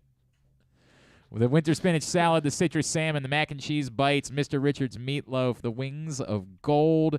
The seasonal side is the charred green beans. Pair it all with a blood orange bourbon cider, a devil's backbone cranberry smash. GloryDaysGrill.com is the website. Get your order in right now. Now, damn it, now. All right, here's what's coming up totally tubular-wise. As we mentioned, big one at Towson this evening, Coppin State Towson, and it's on television. I'd encourage you to go check it out, but if you can't make it, you can go to NBC Sports Washington, because nothing says Washington quite like Coppin State taking on Towson. Just nothing at all that screams Washington quite the same way. A lot of things I don't understand, man. A lot of things. So Anyway. it'll be televised? Yes, it's on NBC. That's what I was just saying, Excellent. Griffin. Well, I'm trying to build it up. Excited. ESPN Plus, UMBC's at UMBC, Greensboro at 7. Mount St. Mary's is at Pacific at 10. You can see it on the WCC network. Mentioned two big ones in Maui tonight on ESPN. You have both Creighton, Arkansas at 8, San Diego State at Arizona at 10:30. All the rest of the hoops find at glennclarkradio.com. World Cup, Mexico, Poland going on right now. I haven't even checked. I don't know what's going on there. You got 0-0 at halftime. 0-0 at the half. Thank you. That's on Fox at 2 o'clock. France and Australia. Earlier today, of course, the stunner as Saudi Arabia defeated Argentina 2-1, and Denmark and Tunisia finished in a draw. Action tonight on ESPNU, Bowling Green in Ohio at 7 o'clock. And on TNT, Nets Sixers, 7:30. Lakers Suns at 10. NHL Network for Sabres Canadiens at 7. USA Network for WWE NXT at 8. Anything non-sports-wise? Yeah, while you're flipping back and forth between the Kopp and Towson game, it is the Season 8 finale of Bachelor in Paradise on ABC. Okay. So I've got Dave. I don't know how Bachelor in Paradise works. I'm not really sure. Do you win, or is it just everybody going and like hooking up? I think you win. How do you win though? I don't know. Like, do you get married? Do you just? I don't know. Whatever.